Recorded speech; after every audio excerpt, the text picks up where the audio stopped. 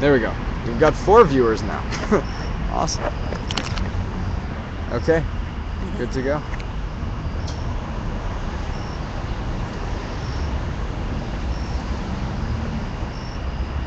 People who can't afford to do that on their own have to qualify for Medicaid. And under Medicaid rules, which were written in 1965, all states are required with long-term care to cover hospitalizations and nursing homes. All other services are optional, and it's up to the states to choose. And all states, they will go so far as to cover what they are required to, what is mandated, but when it's optional, they're not going to bother. They don't want to do it. They can't afford it. They don't want to afford it.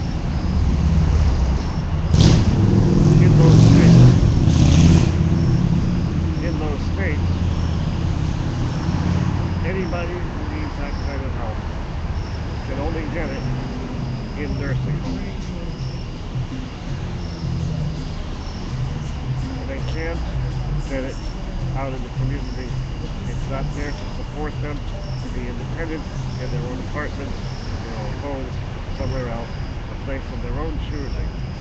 They are forced against their will in nursing homes. And, by the way, nursing homes are much, much more expensive than in-home service, than community-based service. So ADAPT decided this is what we need to tackle. This is what we need to work on. So they changed their focus, and the name ADAPT now is an acronym for American Disabled for Attendance Programs Today.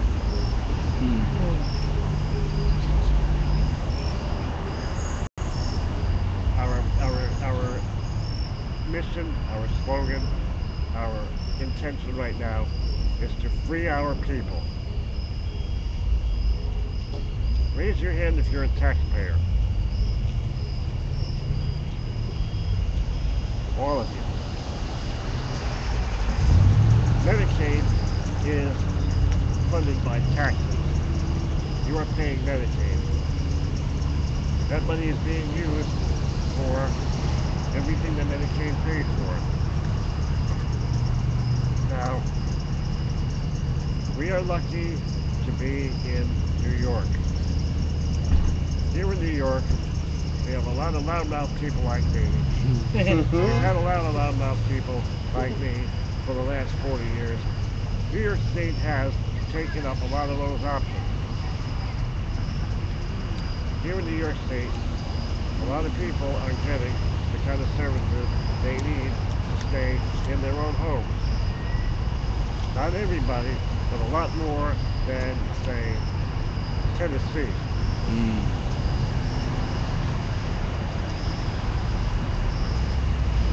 We don't have everybody out yet. We haven't freed everybody yet.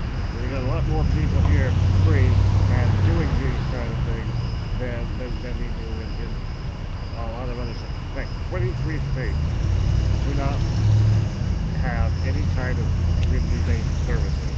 And most of the ones that do have limited services. Damn. They restrict the number of hours you can do. They restrict a lot of things, and so it's not ideal. And here's another thing: the nursing home industry has associations nationwide and state by state. They have associations. They pay to become members of these associations, and these associations pay lobbyists. They have lobbyists that work for them. These lobbyists go around in Washington and all the state capitals, and they knock on doors, they make appointments, and meet with lawmakers and other public officials, and they say things like, Don't let that happen here. You see what happens up there in New York? That home care expenditure is way out of control. We can't afford that here in Tennessee or Oklahoma or Florida. If you change everything and let that happen here, then you won't be able to afford to pay us in the nursing homes for the valuable vital services that we give to our patients who so desperately need them. The only other way to do that would be to raise taxes through the roof, and you don't want to do that. That lobbyist, those gentlemen and ladies saying those things are lying. The opposing point of view is trapped in a bed 100 miles away, lying there in his feces and filth with roaches crawling all over him or her, wondering, is somebody going to get me out of bed today? I mean, short-staffed. The lesions and the sores really hurt me. I'm in a lot of pain. I want to get up. I want to eat something. If they're not here in 2 hours, I'll miss breakfast. That person can't get up to go to the legislature and say, you know, all I need is to have somebody come and get me out of bed, shower me, dress me, give me something to eat. It doesn't have to be all day and all night trapped in a room, costing you, the taxpayers, hundreds of dollars a day at the most expensive price, when for maybe a couple of $100 a week, I can have somebody come to my house. And I can have control. I can decide who to hire. I can have control over who comes into my home and who touches my body.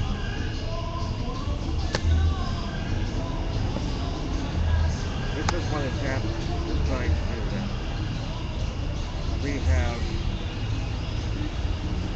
a bill in Congress that is going nowhere because the lobbyists are keeping us at bay. They're going with their fancy campaign donations and their huge lobby muscles and pushing and telling the people in Washington not to do anything about that bill.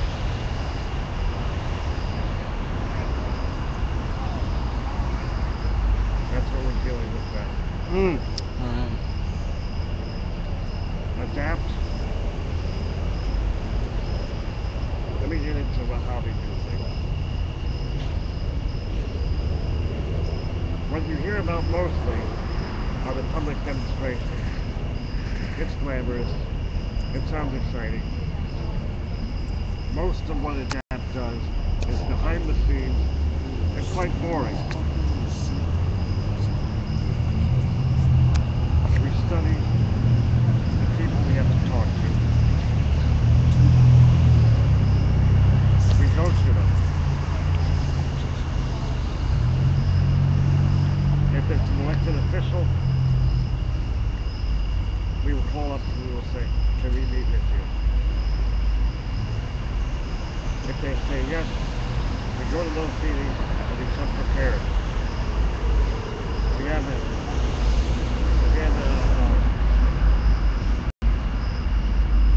a lot of experience now that we know, okay, if they say to us things that challenge us to try to find out if we really mean what we say, come armed with facts. Make sure we research this thoroughly. We have facts to give them. We have it written down on a piece of paper. We have pamphlets or flyers to give them. That's if they're willing to meet with us. If they ignore us, we send in the request written formally. We write them. We ask them in writing to meet with us. we give them enough time, we'll write a second letter. That's usually enough. But if they resist, if they don't want to talk, if they don't want to listen, we're ready. We can go down there in a group of 10 or 15 or more, as many as we can find. And if we have to, we will stay. We will stay as long as it takes. We can block hallways, we can block doorways, we can go out in the street, we can block traffic, we'll send out press releases. As long as we stick to our mission to remain credible, remain factual, and always, always, always non-violent.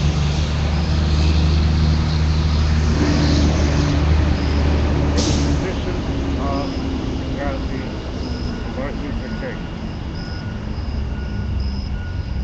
We would love to resolve all the issues and accomplish what we want to get done without having to resort to that. But if we have to do that, and we're ready,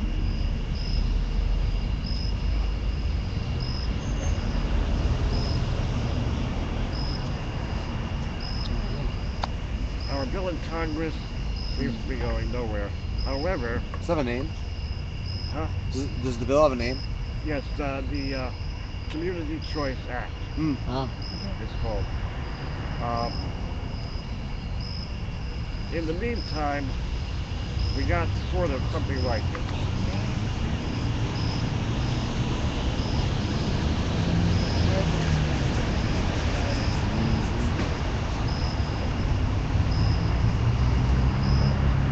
Senator Harkin came up with a bit of a compromise that got inserted into the Affordable Health Care Act, the new health care law that after almost 100 years since Teddy Roosevelt tried to get something like that passed, we finally got one. There's a clause or a section in the Affordable Health Care Act that Senator Harkin was able to put in called the Community First Choice Option. And what this does is it gives the states a bit of an incentive. The federal portion of Medicaid will have a 6% enhancement on the federal side for every consumer who is released from a nursing home and provided with community-based services. So once we have that bill passed, signed into law, and we had to wait for the Department of Health and Human Services to come out with regulations, because without that, the states were not going to do anything to comply. They were waiting, we were waiting.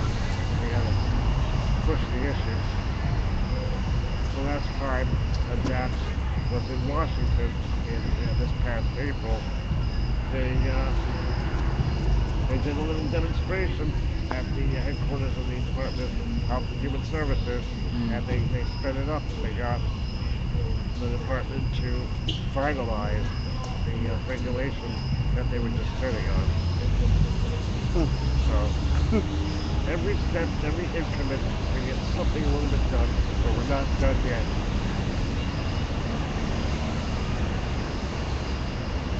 Now, what I would suggest to this group, to Occupy Albany, is if there's anything that ADAPT can rub off on you and teach you how to do, maybe that will help you focus on your objectives and get you, if you do things the way we do them, maybe that would help you do what you do. I'm gonna have to restart this again. Almost at 15 minutes.